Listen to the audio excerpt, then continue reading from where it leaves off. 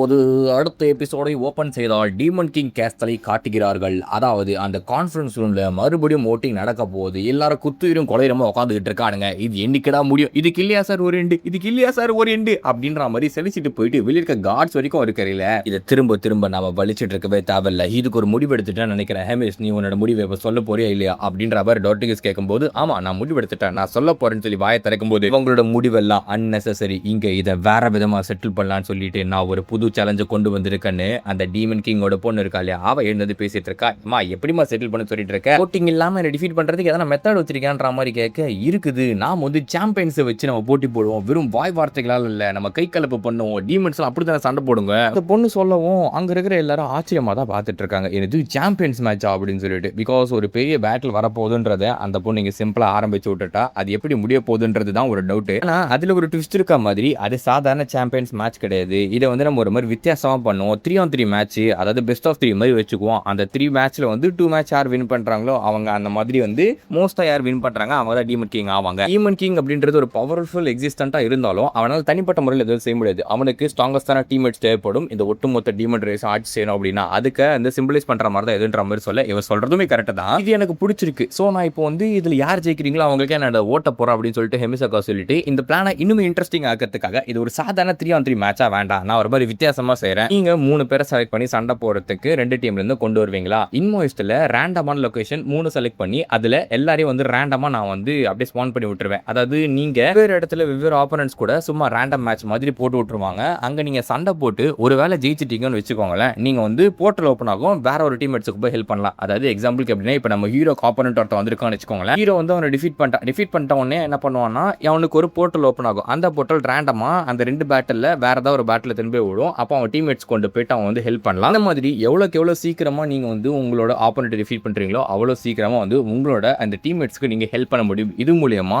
இந்த பேட்டில் வந்து ரொம்ப சூப்பரா இருக்கும், பார்க்கறதுக்கு இன்ட்ரெஸ்டிங்கா இருக்கும் அப்படின்னு அக்கா சொல்றாங்க. இதுக்கு நீ வந்து ஓகே சொல்றியான்ற மாதிரி டொட்டிகஸ் கேட்கும்போது அஃப்கோர்ஸ் இதுக்கு எப்படி நான் ஓகே சொல்லாம இருப்பேன். ஆனா இதுல ஒரு கண்டிஷன் இருக்கு. அது என்ன? இது டீமன் கிங்கான பேட்டில், அதனால டீமன் கிங் ஆர்மிக்குள்ள இருக்கவங்க மட்டும்தான் இதுல ஃபண்ட் பண்ணணும் அப்படின்ற மாதிரி சொல்லிடுறாங்க. அதாவது மம்மி அக்கா உள்ள வரக்கூடாதுன்ற மாதிரி. பேட்டிலுக்கான நாள் வந்துடுச்சு. ஆளுக்கு 3 பார்ட்டிசிபென்ட்ஸை கொண்டு வரணுமாமா. அதுவும் டீமன் கிங் ஆர்மில இருந்தா கொண்டு வருவாங்க. அது யாருன்றது நீங்களே நல்லா கெஸ் பண்ணிருப்பீங்க. என்னன்னு பார்த்தாக்கா அங்க ஜட்ஜஸா உட்காந்துருக்கிறது இந்த காப்லின்ஸா இருக்க 2 பேரும் காணும். என்னடா அப்படின்ற மாதிரி வச்சுட்டு இருக்காங்க. ஃப்ரிஷ் தான் இப்போதைக்கு காஸ்டா எல்லாத்தையும் வந்து எப்படி பண்ணிட்டு இருக்காப்ல. ஃபர்ஸ்ட் சிகிரிலோட டீம்ல அவளே வந்து நாமினேட் பண்ணி வச்சிருக்கா. ஃபர்ஸ்ட் ஆப்போனன்ட் அவ தானா. செகண்டா வேற யாரு? நம்மளோட மேஜிக்கல் பீஸ்ட், மித்திக்கல் அக்கா, தி மேஜ் லெஜெண்ட் அப்படின்ற மாதிரி லேடி ஹின்னாவை இன்ட்ரோடக்ஷன் பண்ணி வைக்கிறாங்க. இறந்து போனதாக நினைத்த ஃபீனிக்ஸ் பறவை மாதிரி அந்த ஆஷில இருந்து எழுந்து வந்த எங்க லேடி ஹின்னா அப்படின்ற மாதிரி நல்ல இன்ட்ரோடக்ஷன் கொடுத்து அடுத்ததாக நான் ஒரு ஹாஃப் டீமன், நான் ஹியூமன் கிடையாது, நானும் டீமன் ஆர்மி சேர்ந்தவன் சொல்லப்படுற சாய் ஹின்சுக் தி கமாண்டர், இப்படி பக்காவா நம்ம ஆளுங்களோட இன்ட்ரோடக்ஷன் கொடுத்த பிறகு அடுத்ததா நாங்க என்ன சும்மா வா 4 பேர் நல்லா இருந்த ஊருன்ற மாதிரி கிளம்பி வராப்ல ஃபர்ஸ்ட் லீஜர் கமாண்டர் டோர்டிகஸ்.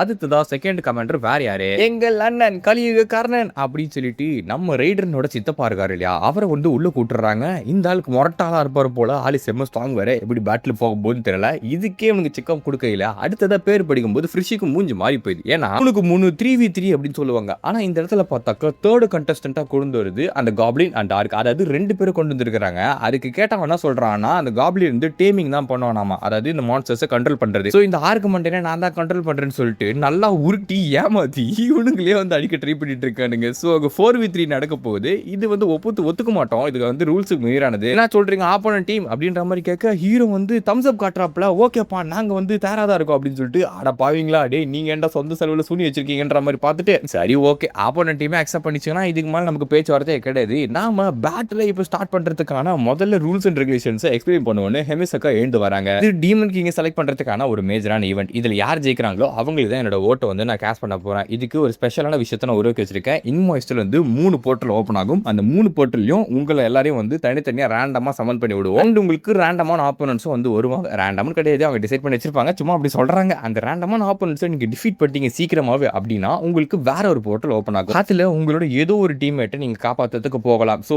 நீங்க டக்குன்னு பேட்டில் முடிச்சீங்கன்னா அடுத்தடுத்து 3 பேர் சேர்ந்து ஒரு ஆள் அடிக்கிற அளவு கூட உங்களுக்கு அட்வான்டேஜ் கெயின் ஆகும். இது எவ்வளவு சீக்கிரம் உங்க ஆப்போனன்ட்டை டிஃபீட் பண்ணி எவ்வளவு சீக்கிரம் உங்களோட டீம்மேட்டுக்கு நீங்க சப்போர்ட் போறீங்கன்றத பொறுத்து தான் இருக்குது. ஏன்னா இன் கேஸ் வந்து உங்களோட ஆப்போனன்ட் ரொம்ப ஸ்ட்ராங்கா இருந்தா வச்சுக்க உங்க ஃப்ரெண்ட் சப்போர்ட் வந்து ஈஸியா டிஃபீட் பண்ணலாம்ல, அந்த மாதிரி உங்களுக்கு ஒரு அட்வான்டேஜ் இருக்குது. இது ஆப்போசிட்ல நடந்துச்சுன்னா அது உங்களுக்கு டிஸ்அட்வான்டேஜாகவும் மாறும். சோ இதை வந்து நம்ம ஒரு டபுள் எட்ஜ் ஸ்வாட் மாதிரி தான் வைக்கலாம். ஹெமிசக்கா ஏத்த மாதிரி பிளான் போட்டிருக்காங்க பாத்தீங்களா. ஹீரோவையும் சம்மன் பண்ணி விடுறாங்க. அவன் ஒரு ஃபாரஸ்ட்டுக்குள்ள நடுவாப்புல ஏதோ ஒரு மரங்கள்லாம் இருக்க இடத்துக்கு போயிட்டு இருக்காப்ல. பெருசா பேசிட்டேன், இந்த இடத்துல தோத்துறேன்னு வச்சுக்கேன் நமக்கு சிக்கமாயிடப்பா, யார் வரான்னு தெரியல, யார சண்டை போட போறேன்னு தெரியல, சிகரெட் காப்பாத்த போனோம் அப்படின்ற மாதிரி யோசிக்கையில ஏலே மனுஷ பயலே அப்படின்ற மாதிரி பின்னாடி ஒரு கரைச்சா முடிச்சான ஒரு குரல். அந்த குரலை கேட்டோடனே ஹீரோக்கு ஒரே குதூகலம். ஏன்னா அவன் கூட சண்டை போறது நம்ம ரைடனோட சித்தப்பா இல்லைன்றது தெரியும். ஃபர்ஸ்ட் கமாண்டர் டொர்டிகிஸ் இல்லைன்னு தெரியும். ஸோ யாரு அந்த காப்ளின் அண்ட் டார்க், ஸோ அவனுக்கு கூட டிஃபீட் பண்றது ஈஸியான மேட்டர் அப்படின்னு சொல்லிட்டு லைட்டா சந்தோஷப்படுறாப்ல.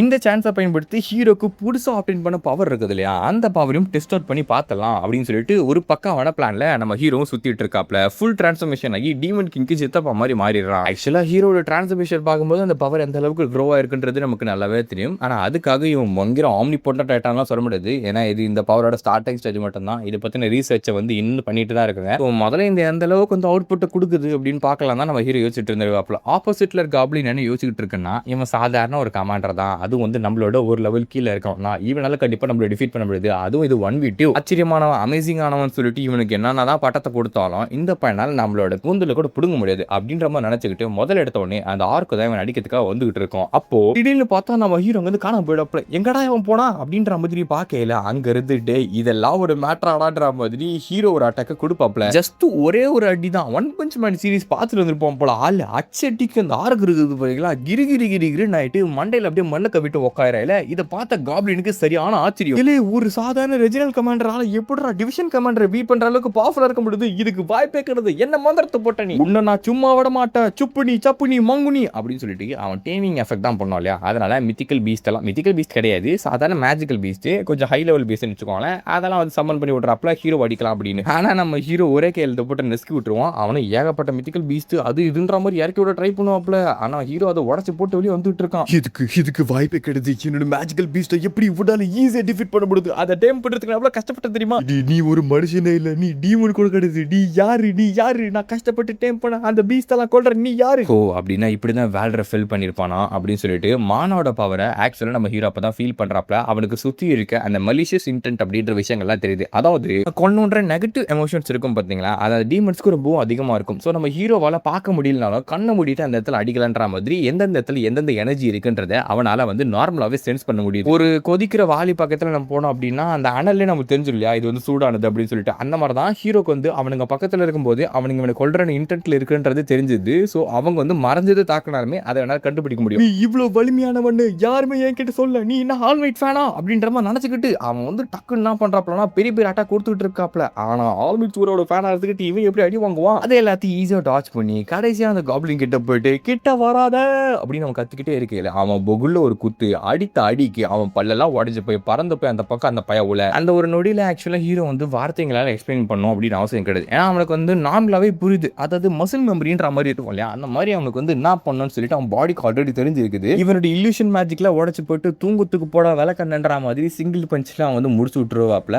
அடுத்த டீமன் கிங்க்கு சர்வ் பண்ண தயாராருன்னு சொல்லிட்டு அந்த பேட்டில் அசால்ட்டா நம்ம ஹீரோ ஃபினிஷ் பண்ணுவோம். ஆஃபால் தான். பட் அதுக்கு இவனுக்கு வந்து எஃபெக்ட் ஆகாதுன்னு நினைக்காதீங்க. நம்ம ஹீரோட மூஞ்சில இருந்தெல்லாம் ரத்தம் வந்துகிட்டு இருக்குது. அக்கா என்ன சொல்லி அமைச்சிருப்பாங்க அப்படின்னா, இந்த பவரை வந்து உன்னோட பிசிக்கல் எனர்ஜியை பயங்கரமா ஸ்ட்ரெயின் பண்ணுதுன்னு சொல்லி நான் சொன்னேன் இல்லையா, அது ரிப்பேர் பண்ணிருக்கேன் இப்போ. ஆனா அதுக்காக எந்த ஒரு டேமேஜுமே இல்லாம இந்த பவரை பயன்படுத்த முடியும் நினைக்காத. இதுக்கு உன் பாடி அடாப்ட் ஆகணும், அந்த பாடியை வந்து நல்லா ஸ்ட்ராங் ஆக்கணும், அது வரைக்கும் உனக்குமே டேமேஜ் ஏற்பட்டு தான் இருக்குன்ற மாதிரி சொல்ல. அப்படின்னா நான் இதை வந்து ட்ரெயின் பண்ணாம என்னோட பாடியில இந்த பவரை யூஸ் பண்ணேன்னா நான் வந்து வெடிச்சு செத்துருவேன்ற மாதிரி கேட்க, அதை வெடிச்சு சாவக்கூடாதுன்னு தான் நம்ம இந்த மந்திரத்தை போட்டது. ஆனா என்ன ஆகும்னு சொல்லிட்டு எனக்கே தெரியாது. ஏன்னா இந்த ரிசர்ச் இந்த அளவுக்கு மட்டும் தான் என்னோட பாஸ்ட் லைஃப் நான் கொண்டு வந்தேன். அதுக்கப்புறம் வந்து நானே செத்து போட்டேன். எனக்கு வந்து இதுக்கப்புறம் என்ன நடக்கும்ன்றது ஒரு அன்னோன் டெரிட்டரி மாதிரி தான். நீயா தான் இதை வந்து கத்துக்க வேண்டியதா இருக்கணும். லாஸ்ட் டைம் விட இப்போ உன்னோட ஃபார்ம் சேஞ்ச் ஆயிருக்குன்னு சொன்ன இல்லையா, மேபி உன் பாடி அதுக்கேற்ற மாதிரி அடாப்ட் ஆகுது போல. ஆனா அதுக்காக ரொம்பலாம் ஆனதை உன் லிமிட் தெரிஞ்சு சண்டை போட்டேன்னா மட்டும்தான் உன்னால வந்து நல்லாவே பயங்கரம் மாற முடியும். அண்ட் இன்னொரு விஷயத்தை தெரிஞ்சுக்கோ, இந்த பவர் எவ்வளோக்கு எவ்வளோ யூஸ் பண்றியோ அவ்வளோக்கு அவ்வளோ நீ மனுஷத்தன்மை இழக்கிறதுக்கான வாய்ப்புகளுமே இருக்கு. மொத்தமா மைண்ட்லெஸ் அண்டட் மான்ஸ்டர் மாதிரி மாறக்கூடாதுன்னு நினைச்சேன்னா அதுக்கேற்ற மாதிரி பண்ணிக்கொன்ற மாதிரி சொல்ல அதை நம்ம ஹீரோவும் அண்டர்ஸ்டாண்ட் பண்ணிக்கிறான். இந்த எக்ஸ்டென்ட் வரைக்கும் தான் அவனை நம்ம பவரை கொண்டு போக முடியும். இதுக்கு மேல போனா அவன் ஹியூமன் பிரெயினை இழக்கிறதுக்கான வாய்ப்புகள் நிறையவே இருக்குன்னு அந்த பவருக்கு கண்ட்ரோல் பண்ற மாதிரி மேல ஒரு மூடி போட்டு வச்சுக்கிறாப்ல. அதுக்கு மேல அவன் போனான்னா அவன் யாருன்றதை அவன் மறந்துட்டான்னா சுத்தி இருக்க எல்லாரையும் வந்து கொல்ல ஆரம்பிச்சிடாப்ல. அது அவனுக்கு தேவையில்லாதது. இப்போதைக்கு இந்த பவர் இந்த அளவுக்கு மட்டும் யூஸ் பண்ணா போதும்னு புரிஞ்சுக்கிறான். அதுக்கு அடுத்த பொருட்கள் ஓப்பன் ஆகுது. எங்க கனெக்ட் ஆகுதுன்னா நம்ம ஹீரோக்கு தெரியுது. பட் டேரக்டா இப்போ போயிட்டு அந்த சண்டையில ஜாயின் பண்ணி அவனோட டீம்மேட்ஸ்க்கு ஹெல்ப் பண்ணி ஆகணும். இந்த பேட்டில் ஃபினிஷ் பண்ணி டீமன் கிங்கா மாறணும். அதுதான் அங்க மேட்டரே. அங்க அப்படியே கட் பண்ணி இன்னொரு பேட்டில் காட்டுறாங்க. ஹின்னாக்கா கூட சண்டை போட்டுருக்கா. ஆள் யாரு அப்படின்னு சொல்லிட்டு, அடப்பாவி போய் இவனை எதுக்குடா என் கூட விட்டீங்க, இது எரும மாட்டு பால் ஏன்டா என் கூட விட்டீங்க அப்படின்னு சொல்லிட்டு பார்த்தா அந்த ஓக்ரஸ் இருக்காரு பார்த்தீங்களா, தலைவன் தான் வந்திருக்காப்ல.